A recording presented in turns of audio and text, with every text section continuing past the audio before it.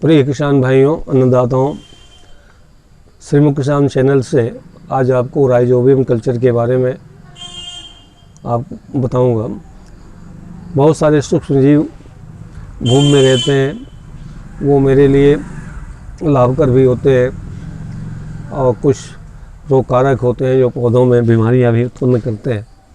आज मैं केवल लाभदायक जीवों के बारे में बताऊंगा जो बहुत महत्वपूर्ण होते हैं। आप जानते हैं कि नाइट्रोजन वाली खाद बहुत महंगी है और बहुत मुख्य होती है और उस पर बहुत पैसा आपका खर्च होता है, परंतु ये कुछ मित्र जीवाणु हैं जो वायुमंडलीय नाइट्रोजन को अवशोषित करके हमारे पौधों को उपलब्ध कराते हैं, जिनसे फसल काफ़ी अच्छी होती है और भूमि का स्वास्थ्य भी ठीक रहता है। इनसे भी बायो फर्टिलाइज़र बनता है जिसको राइजोबियम कल्चर के नाम से जाना जाता है। ये सूक्ष्मजीव दाल वाली फसलों के जड़ों में गांठ बनाते हैं। आप कोई भी दाल वाली फसल का पौधा उखाड़ के आप देखेंगे तो जड़ों में आपको वो गांठें दिखाई पड़ेंगी। और ये कितना फ़ायदेमंद है, कितना नाइट्रोजन फिक्स करके आपके भूमि को देते हैं, आपको अभी मैं आपको एक तालिका दिखाऊंगा, उसमें आप स्वतः पढ़ लेंगे। बहुत से ऑर्गेनिज्म सहजीवी नहीं होते हैं, वो स्वतंत्र रूप से भूमि में रहते हैं, उनके द्वारा भी नाइट्रोजन फिक्स होता है। उनमें से कुछ बैक्टीरिया प्रमुख हैं, एजेटोबैक्टर, बाइजेरेंकिया, सूडोमोनास, एजोस्पाइरिलम, मिथाइलकोकस, मिथाइलोबैक्टर।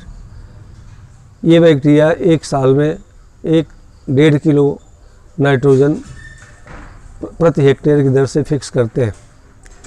बैसिलस, इसेर्सिया, इंट्रोबैक्टर, क्लस्ट्रीडिया ये साल भर में ऑक्सीजन की उपस्थिति में 1 किलोग्राम नाइट्रोजन 1 हेक्टेयर में फिक्स करते हैं। एनाबिनम नॉस्टॉक ये 10 से 15 किलोग्राम नाइट्रोजन प्रति हेक्टेयर प्रति वर्ष फिक्स करते हैं। कुछ बैक्टीरिया जो पौधों के जड़ों के बिल्कुल करीब रहते हैं, ये नाइट्रोजन सामान्यतः पहले बताए गए बैक्टीरिया से अधिक फिक्स करते हैं। जैसे डिजिटेरिया डिकम्बेंस, यह घास है जो 30 किलोग्राम प्रति हेक्टेयर एक साल में नाइट्रोजन फिक्स होता है। धान की जड़ों के पास रहने वाले बैक्टीरिया एजेटोबैक्टर, बाइजेरेंकिया, सूडोमोनास, आर्थ्रोबैक्टर ये 20 से 25 किलोग्राम नाइट्रोजन प्रति हेक्टेयर प्रति वर्ष की दर से फिक्स करते हैं। इन बैक्टीरियाओं का कल्चर का प्रयोग बिना दाल वाली फसलों में प्रयोग किया जाता है। मैं उन जीवाणुओं या सूक्ष्मजीवों का नाम बताना चाहता हूँ जो सहजीवी के रूप में रहकर नाइट्रोजन में भूमि में फिक्स करते हैं। जैसे राइजोबियम 200 किलोग्राम प्रति हेक्टेयर प्रति वर्ष नाइट्रोजन फिक्स करता है।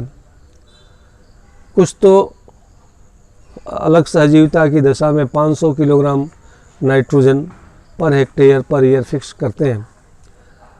राइजोबियम जो काउपी के साथ लगा रहता है, सहजीवी रहते हैं, ये 40 से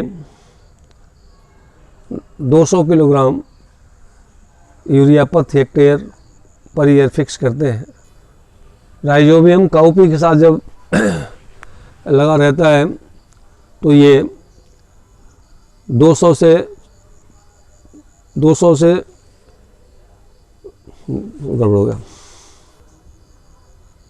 राइजोबियम जो काउपी के साथ लगा रहता है वो 40 से 200 किलोग्राम नाइट्रोजन प्रति हेक्टेयर प्रति वर्ष फिक्स करता है।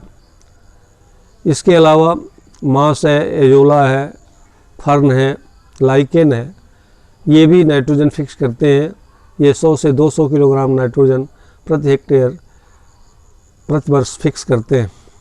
मैंने अभी जो बैक्टीरिया का नाम बताया उनको कृत्रिम रूप से प्रयोगशाला में उगाकर विभिन्न रूपों में तैयार कर लेते हैं। या तो ये पाउडर फॉर्म में होते हैं, अथवा लिक्विड फॉर्म में होते हैं, अथवा दानेदार होते हैं।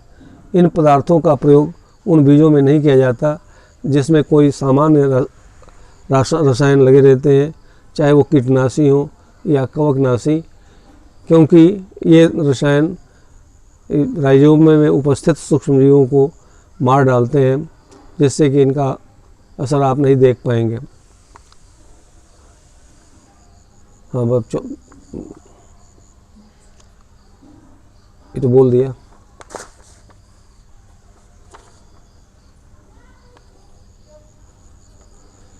जब इन बायोकल्चर या बायो फर्टिलाइजर को बीज के साथ डालते हैं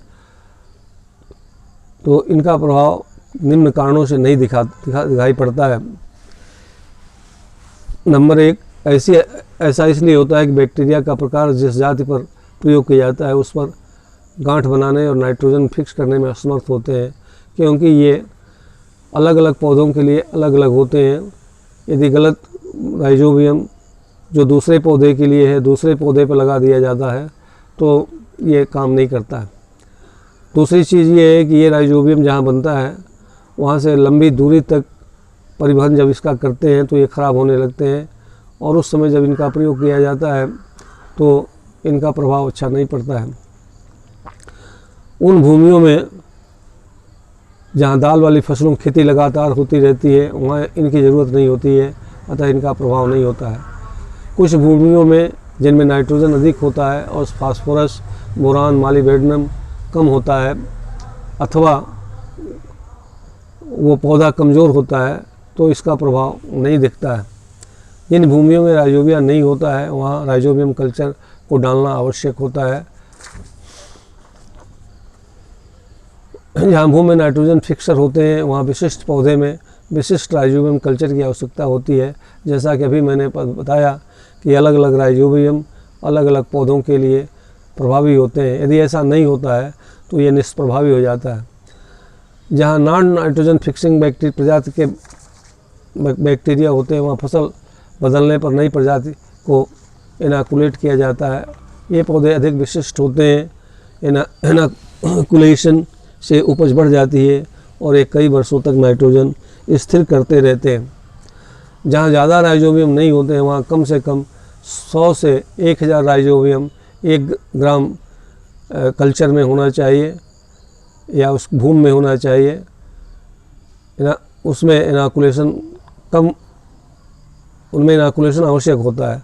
इसमें फसलों के अनुसार विशिष्ट राइजोबियम कल्चर मिलाया जाता है। जिस भूमि में कोई फसल नहीं उगाई जाती है उनमें राइजोबियम कल्चर मिलाना अति आवश्यक होता है।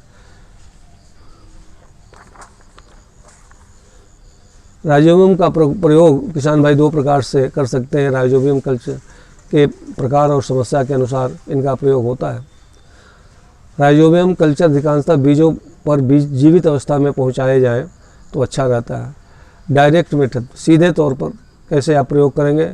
इस विधि में बीज को बोने से पहले राइजोबियम से शोधित करते हैं, जिससे बैक्टीरिया इनकी सतह पर चिपक जाते हैं। यदि आप बुआई कुएं में करते हैं, हल के पीछे बुआई कुएं में करते हैं तो जो दानेदार राइजोबियम होता है उसके भी कूड़ में बुआई की जा सकती है। तो इस प्रकार राइजोबियम कल्चर कूड़ में डाल देते हैं और वो लाभकर होता है। प्रत्यक्ष इनाकुलेशन, राइजोबियम का 2.5 भाग और पानी का 1 भाग मिला करके थोड़ा सा रख लेते हैं और इसमें अरेबिक गम मिलाकर गाढ़ा घोल बना लेते हैं। यह घोल बीज के ढेर पर डालते हैं।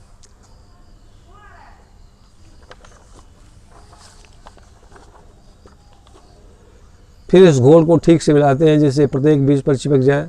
फिर तब तक इंतज़ार करते हैं जब तक ये सूख न जाए और इस दाने अलग अलग न हो जाए।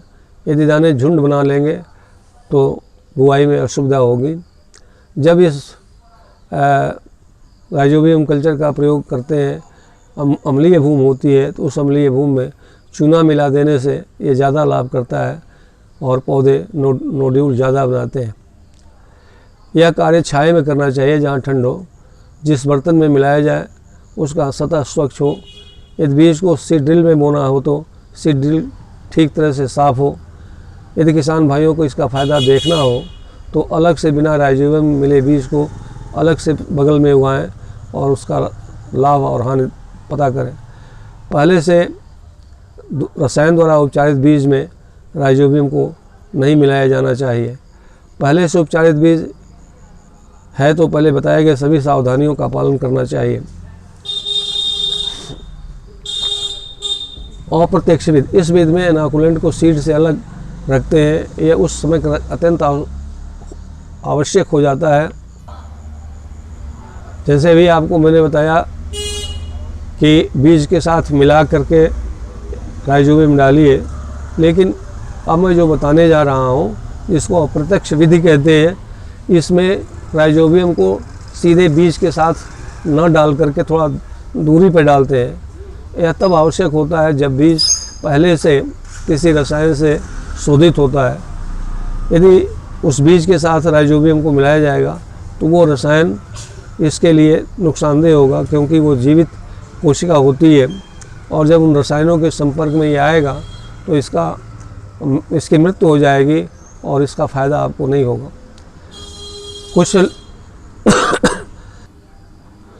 द्रव रूप में होते हैं या पीट इनोकुलेंट होते हैं, इसको थोड़े से जल में घोल के रखते हैं और जब इनका प्रयोग करना होता है तो उसमें पानी मिलाकर आयतन बढ़ा लिया जाता है, ज़्यादा कर लिया जाता है। 1 हेक्टेयर में छिड़कने के लिए कम से कम 150 लीटर पानी की आवश्यकता होती है। इसमें आप पानी मिला लें।